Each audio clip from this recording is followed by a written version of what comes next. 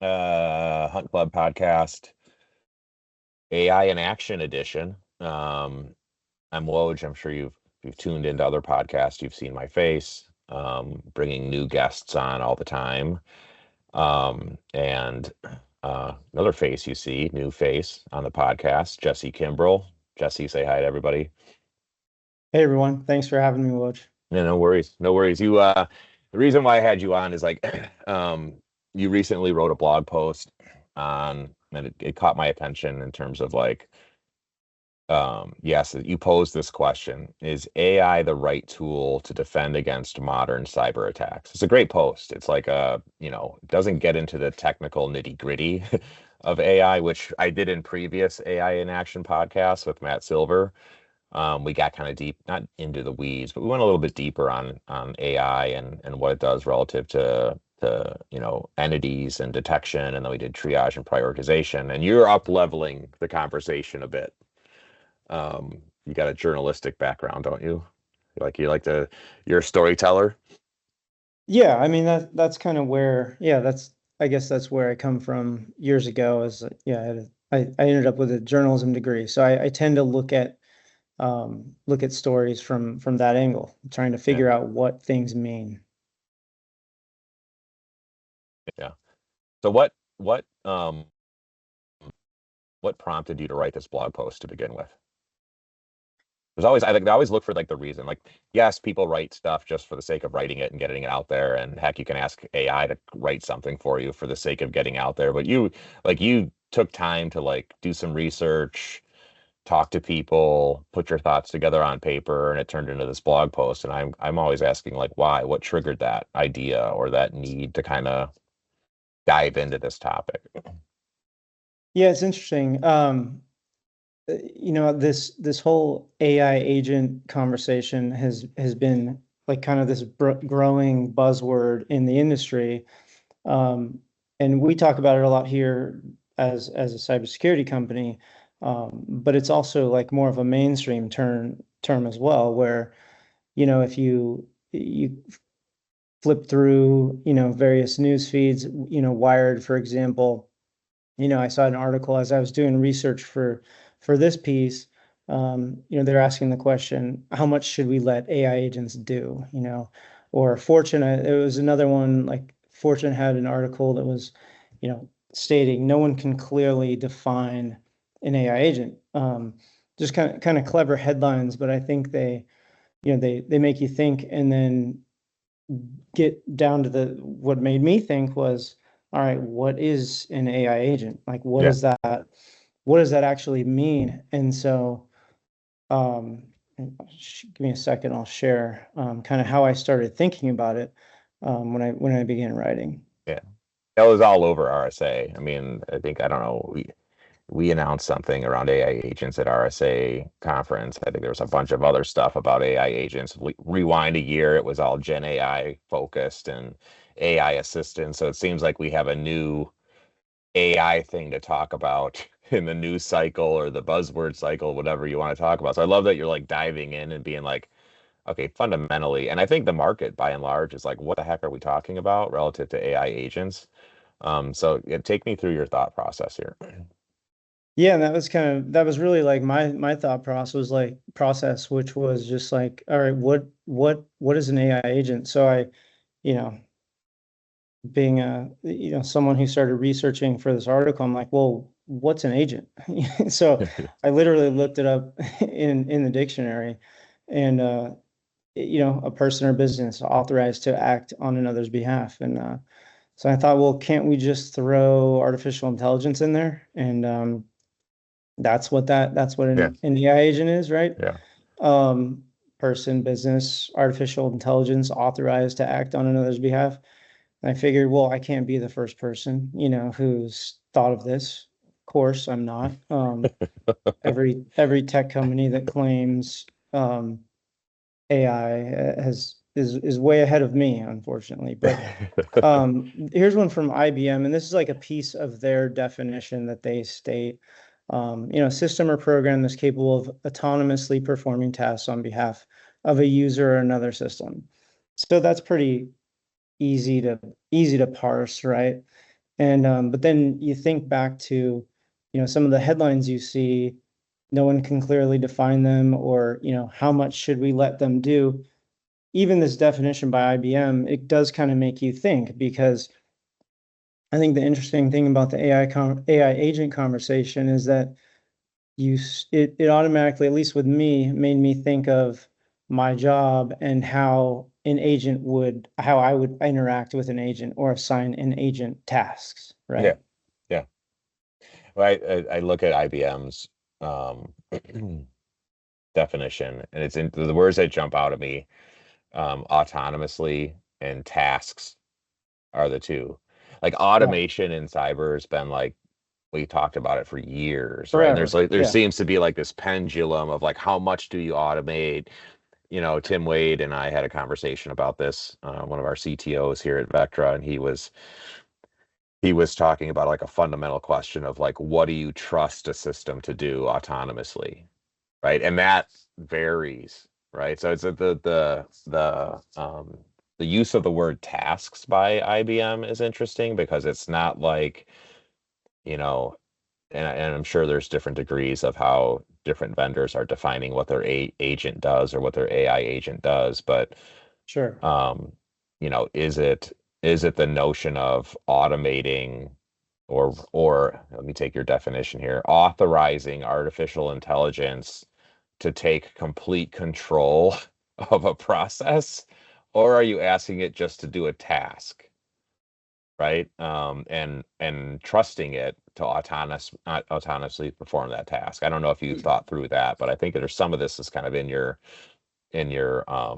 blog post. I guess it depends on what you're asking it to do. Yeah, and I think it depends, yeah, I guess how literally you take that definition, or, maybe it's the type of agent you're using, for example. Um, like you mentioned automation, like the idea of automating something's been around forever.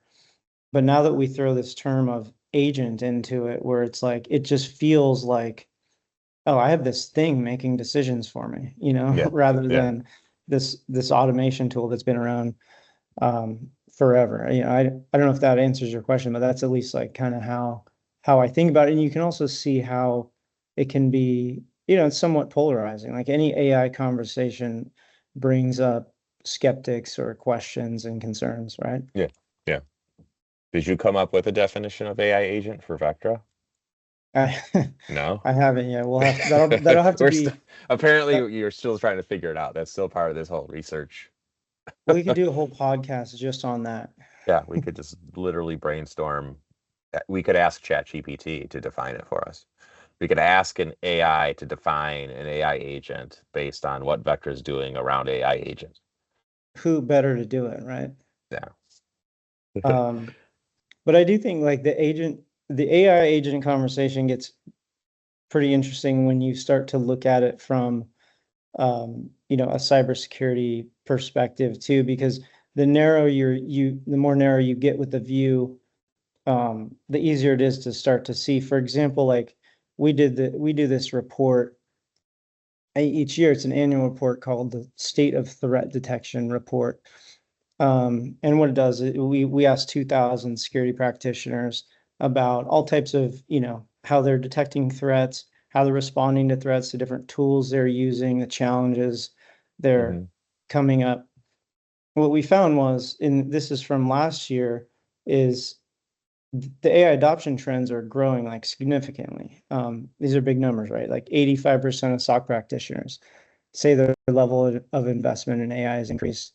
67% say it had a positive impact on their ability to identify and deal with threats. 89% plan on using more AI powered tools over the next year to replace legacy threat detection response. Um, those are big adoption numbers, but when you think about, it doesn't really tell you what they're doing with it. It doesn't tell you how Yeah. they're using it. And so I think the AI agent conversation kind of gets interesting to me, is like it starts to bring it home, and you can really see some of the results, or where folks might place it within their systems to complete tasks, right? Yeah. Yeah. Yeah. And it looks like that third stat to me And yeah, you know, I love this annual report that we put together, actually working on 2025 right now, together. But it's the third one. When you look at that, 89% are going to be using more AI-powered tools over the next year to replace legacy threat detection and response. And I love how research posing questions just leads, and the data leads to more questions. And I'm like, replace what? Legacy Yeah, threat right. detection and response. Like replace, going back to IBM's word, task, tool, complete technology, human. And I'm not buying that it's going to replace a human. Nor do I think our SOC practitioners we surveyed believe that. I think it's a hand in hand thing, but I'd like to see diving in deeper into like what does this data indicate. And I think you did that a little bit in your blog post and started to try and tie all of these different insights together. Yeah, and I think like you can start to see if you kind of dive into the data a little more. For example, here, like one of the standout stats is always like the alert volume that security teams are receiving. Um, and so here's the stat of almost 4,000 alerts per day come in that security practitioners have to deal with. You can kind of start to see now where an AI agent might fit, right? It's like, um, how do it's just this unreasonable ask, right? 4,000 alerts. If I think about it in terms of like my job, if I got 4,000 emails a day, I'm probably not too happy with my job. And there's no way I can reply to all of them. There's no way I can look at them. Which is You why you you don't know which one's important. you don't know what, yeah, exactly. You Where don't do you unless start? someone marks it as critical. And even if you happen to look at that flag, and this is where this is a whole different conversation, but like there's a lot of talk about alert noise, alert volume, and analyst burnout, and alert fatigue, and all these things about alerts. And um, and I don't know if I don't want to be a Debbie Downer. I don't think the number of alerts, or let's say the number of threats detected, is going to go down, Right. right? Yeah. It's asking a fundamental question of like, and I think you got into this a little bit in the blog, and we've talked about this with relative to how we think about AI agents at Vectra. Um, it's not necessarily about give me an alert when you detect a potential threat. That's alert volume. Like when there's so many threats happening, and there's so, you can call them anomalies, you can call them whatever. So many threats happen, you're gonna get pounded with alerts. And the alert queue is just going to continue to grow. Now, in this, the meaning went down. That doesn't, to me, that doesn't indicate anything. It's still an exorbitant amount of alerts. And we think of the problem, and you follow my talk track on this because we've talked about this in the past, is it about reducing alert volume and noise, or is it about looking within those alerts using an AI agent? You say, talk to my agent to tell the human being which one's important to me. Jesse, you should use an AI agent, maybe it's Copilot, to tell you which one of your thousands of emails a day are the important ones that you should look at right now, right? Based on who they're Yeah. No, from and all that's that kind of stuff. But can that autonomously be done? Can that task autonomously be done in terms of like, I don't have to figure out which one of these matters. Can my AI agent do that for me?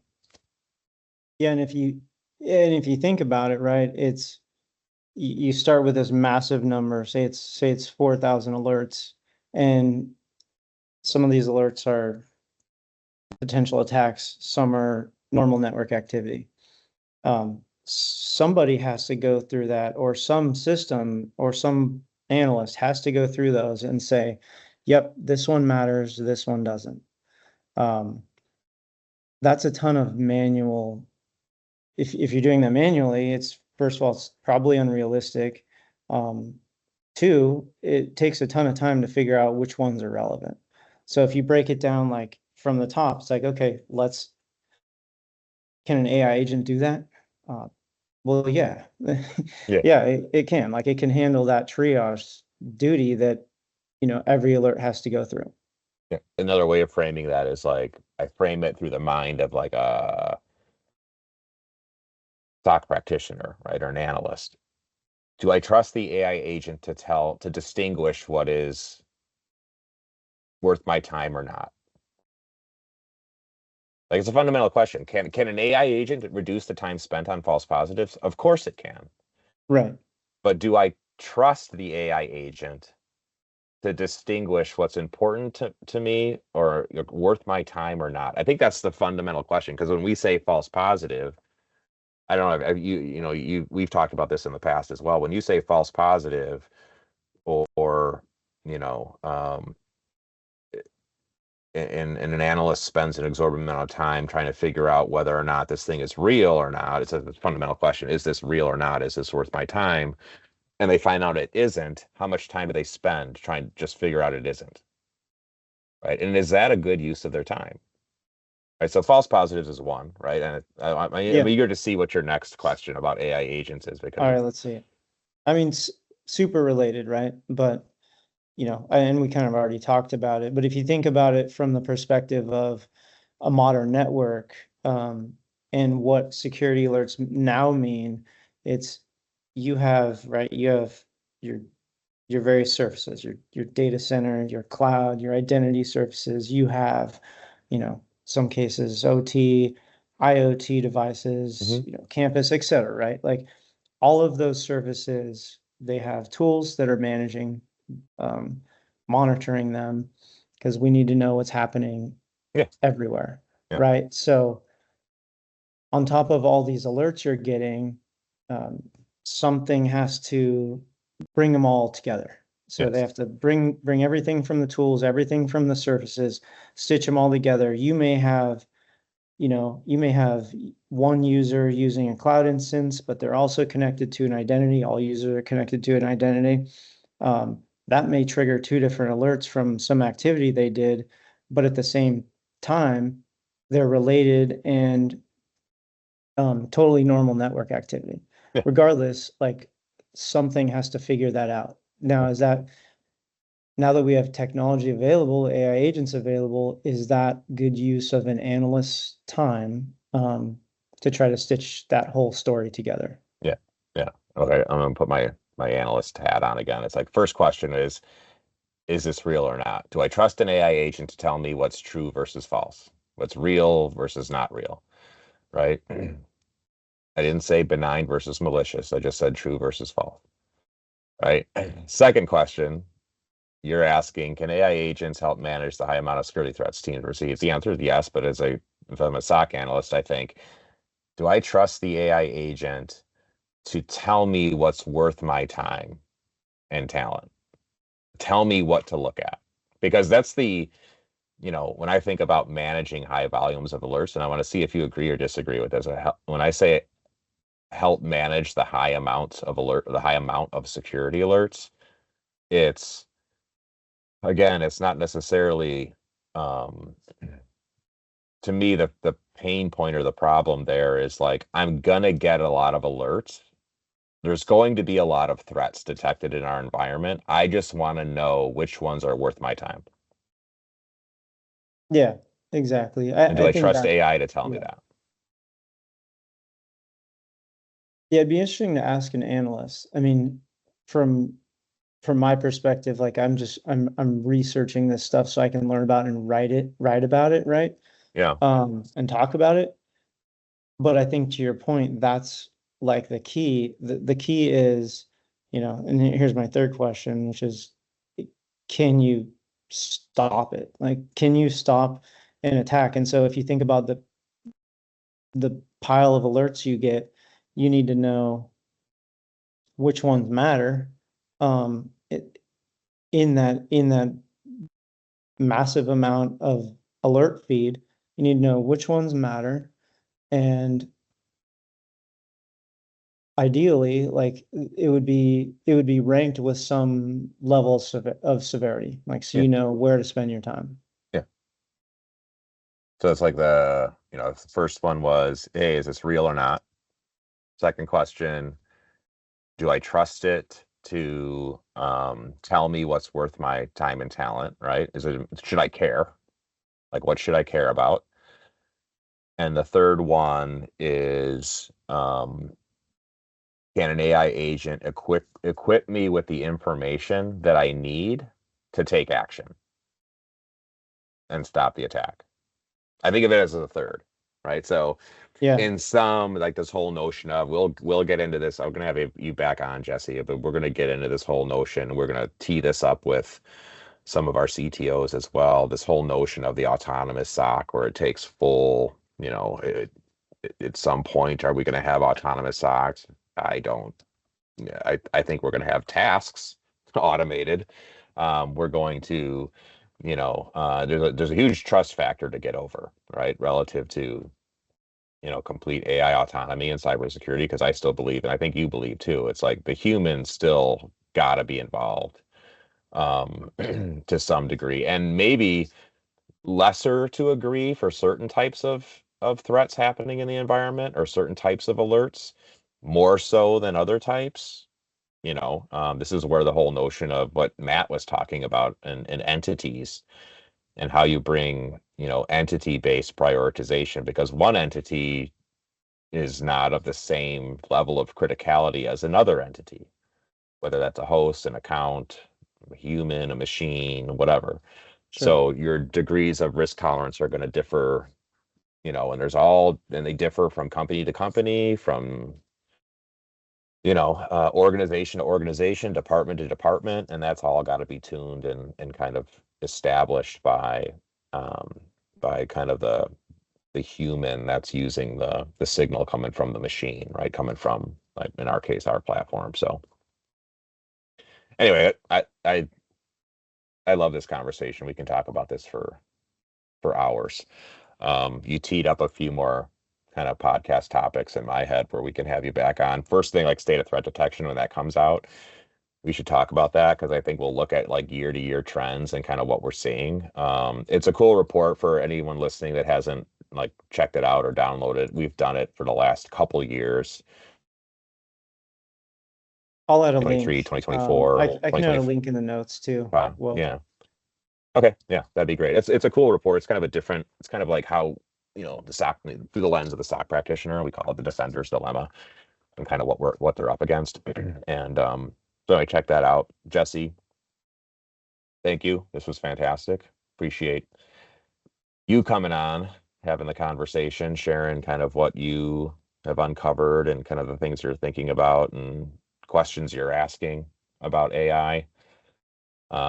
Listeners, watchers, thank you all for tuning in. Comment, share, like, do whatever it takes. If you found this interesting, if you want more, any topics kind of pop in your head, please add them to the comments, and we'll have Jesse back on the show. thanks for having me, Woj. Awesome. Thanks, Jesse.